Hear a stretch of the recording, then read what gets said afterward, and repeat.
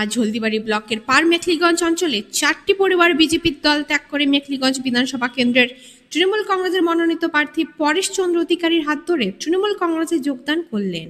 উক্ত যোগদান পর্বে উপস্থিত ছিলেন হলদিবাড়ি ব্লক তৃণমূল কংগ্রেসের সভাপতি মানুষ রায় বাসুনিয়া, পারমেখলিগঞ্জ অঞ্চল তৃণমূল কংগ্রেসের সভাপতি কানাই বিশ্বাস, হলদিবাড়ি ব্লক যুব তৃণমূল কংগ্রেসের অবজারভার পরেশ চন্দ্র রায় সহ অন্যান্য বিশিষ্ট নেতা। আজকের এই যোগদান নিয়ে কি বললেন মেখলিগঞ্জ বিধানসভা কেন্দ্রের প্রার্থী পরেশ চন্দ্র অধিকারী, চলুন শুনে নেওয়া যাক তার বক্তব্য। পরিবার তারা বিজেপি ছেড়ে আজ তৃণমূল দলে যোগদান করলেন, তাদেরকে ধন্যবাদ জানাই। ঠিক নির্বাচনের আগ মুহূর্তে তারা বিজেপি দলের সাথে সমস্ত সম্পর্ক ছিন্ন করে তারা তৃণমূল দলে যোগদান করবার জন্য তাদেরকে আমি ধন্যবাদ জানাই। ঠিক আছে, কোন দল থেকে জয়েন করলেন? ভারতীয় জনতা পার্টি থেকে।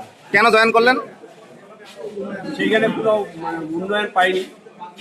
ভারতীয় জনতা পার্টিতে। আপনাদেরকে কেউ কোনো জোর করছে? না, জোর করেনি। ঠিক আছে, কেন তৃণমূলে জয়েন করলেন? ঠিক আছে, আপনাকে কেউ জোর করছে? করেনি।